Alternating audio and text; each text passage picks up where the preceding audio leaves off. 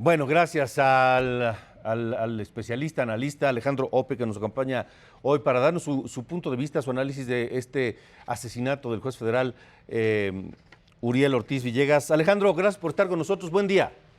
Buenos días, Alejandro. Buenos días, Víctor. ¿Es una afrenta al Estado mexicano este crimen? Es sin duda un reto muy importante en las instituciones, ¿no? Hay que partir de un hecho básico.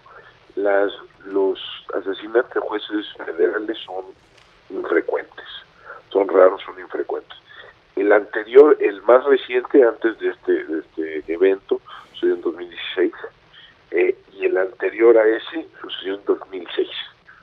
Si uno revisa toda la historia, en los últimos 30 años hay menos de una decena de jueces y magistrados federales que han sido asesinados en ese periodo. Los atentados letales en contra de jueces locales son más comunes. Ahí ha habido varios muertes, varios asesinatos de jueces en Jalisco, en el Estado de México, Tamaulipas, etcétera. Pero contra jueces federales sí es un hecho notoriamente raro. Entonces, dada esa excepcionalidad, pues sí habría que exigir una respuesta extraordinaria. ¿Cuál es la gravedad de esto? Si los jueces se sienten intimidados, si los jueces se sienten presionados, máximo si se trata de jueces que están, digamos, en la cima, digamos, del aparato judicial, entonces, digamos, su capacidad para hacer su trabajo se ve terriblemente disminuida.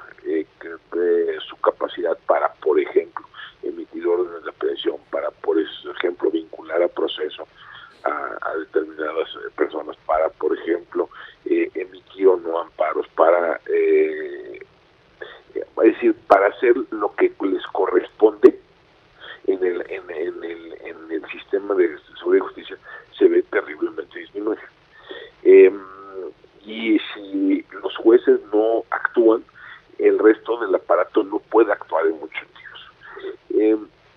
Segundo punto que yo creo que es importante sacar es que garantizar la seguridad de los jueces es también garantizar su integridad. En la medida en que la amenaza de plomo es creíble, la oferta de plata se vuelve más atractiva. En la medida en que la intimidación se agudiza, es más posible que se den actos de corrupción. Entonces también es absolutamente indispensable que todas estas agresiones se respondan con recursos extraordinarios y se llegue a la verdad y se llegue a la selección de los responsables, ¿no? No es un caso más. No es un caso más. Y sí, el gran riesgo es ese, que los jueces, ante la amenaza a su integridad, a su vida, a la de sus familias, pues se vean tentados a aceptar la plata, ¿no? Es decir, ese es uno de los riesgos. El otro riesgo es que se paralicen, ¿no? Sí. Que se inmovilicen, y que simplemente no hagan lo que les corresponde en el sistema, ¿no? Sí. Cada vez que se habla, que ocurre un hecho como este, Alejandro, y como bien dices, no ha sido muy frecuentes a ese nivel de juzgadores, pero sí en otros, más abajo, se habla de la figura de los jueces sin rostro que se ha implantado en otros países. ¿Cuál es tu opinión en particular de esto? Mira, yo creo que no es necesario. Yo creo que es contraproducente. Y de hecho, digamos, tenemos en la Judicatura Federal, pues ha habido se ha podido proteger a jueces y magistrados sin recurrir a esas medidas extremas, ¿no? Que sí limitan, digamos, digamos, los derechos procesales de los imputados. Entonces yo no creo que se tiene que avanzar hacia, más bien lo que se tiene que hacer es revisar cómo se están protegiendo, cuáles son los protocolos que existen dentro de la Judicatura Federal para proteger a jueces y magistrados.